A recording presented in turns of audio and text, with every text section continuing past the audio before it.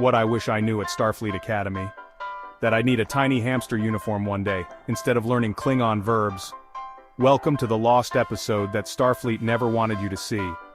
Q's back, causing trouble as usual, and this time, he's gone full chaos mode, turning Sisko, Dax, Odo, Kira, even Quark into hamsters.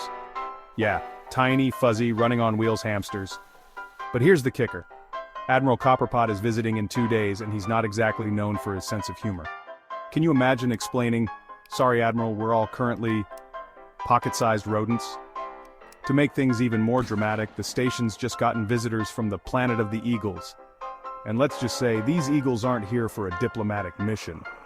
They're looking down at the crew like it's an all-you-can-eat buffet. Poor Worf's never looked so snackable. Now Sisko and the gang have to figure out how to outsmart Q, escape the claws of hungry birds, and somehow reverse this cosmic prank without thumbs. Can O'Brien rewire the transporter with his teeth? Will Quark finally admit rodents are bad for business? And can Odo shapeshift into a hamster with style? One thing's for sure. On Deep Space Nine, it's never just another day at the office, especially when the office is a hamster cage. End program. You need to watch this if you've ever boldly gone to the DMV. Kirk, Spock, and McCoy have faced Klingons, Romulans, and Tribbles. But can they survive? The line for vehicle registration? Stardate? Whatever.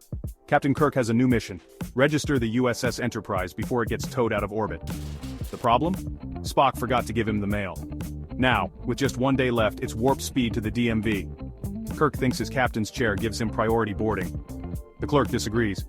Take a number, sir. Spock, armed with a tricorder and a stack of forms, tries to apply Vulcan logic to the DMV's policies. Jim, these instructions are not only illogical, they're in Klingon. McCoy's already muttering, "I'm a doctor, not a bureaucrat," as he tries to resuscitate a broken ticket machine. The crew battles impossible paperwork, indifferent clerks, and a waiting room full of wacky characters, including a suspiciously Tribble-like furball on seat 12B. Kirk tries diplomacy, charm, and even the Vulcan salute. Nothing works. Will the Enterprise get registered in time, or will it be towed by the galaxy's slowest tow truck? Find out in the long-lost Star Trek episode you never knew you needed. Space was tough, the DMV is tougher. To boldly go, where no starship has registered before. Why are there not more people talking about Janeway's worst mission yet? You think fighting the Borg is tough? Try escaping Earth's legal system from 75,000 light-years away. It's just another day in the Delta Quadrant, until Janeway checks her inbox and gasps. A jury summons. From Earth. Report immediately or face a fine, it reads. That's right, Starfleet bureaucracy has finally caught up with her across the entire galaxy. But there's one tiny problem.